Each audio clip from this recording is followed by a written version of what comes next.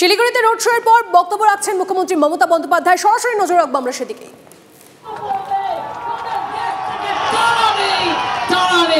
এত বড় শহর, লক্ষ্মীর ভান্ডার বন্ধ করার অধিকার তোকে কে দিল? কোনদিন হবে না। তোরা দেশেও ক্ষমতায় আসবি না, আর বাংলায় তো জিরো হবে। আর বাংলায় লক্ষ্মীর ভান্ডার চলবে, যতদিন বাঁচবেন ততদিন চলবে।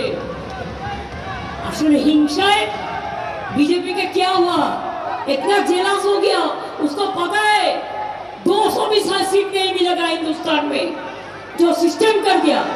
आज कोई सिख भाई को देखता है तो खालिस्तानी बोल देता है, कोई मुस्लिम को देखता है तो पाकिस्तानी बोल देता है, कोई बंगाली को देखता है तो बोलता है मछली क्यों खाता है, कोई बिहारी को देखते अरे तुम खाओ ना वेज, कौन मना किया?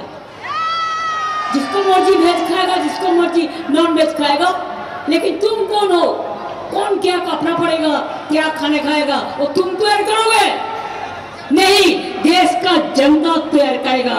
इसी के लिए देश को बचाइए। আমরা একটা ছোট্ট পারফরমেন্স 5 মিনিটের জন্য করব, আমরা সেই জন্য এখানে এসেছি। আশা করি আপনাদের ভালো লাগবে। এটাকে আমি সরিয়ে দিতে বলবো। আমি গোপাল লামাকে বলবো হাত নমস্তে करके 2 হাত জোড়ে নমস্কার জানাচ্ছেন, আপনাদের আশীর্বাদ চাইছেন, আপনাদের সত শ্রী আকাল বলছেন, আপনাদের আসসালামু আলাইকুম বলছেন, আপনাদের জয় জোহার বলছেন। সবাই মিলে ওকে সমর্থন দেবেন।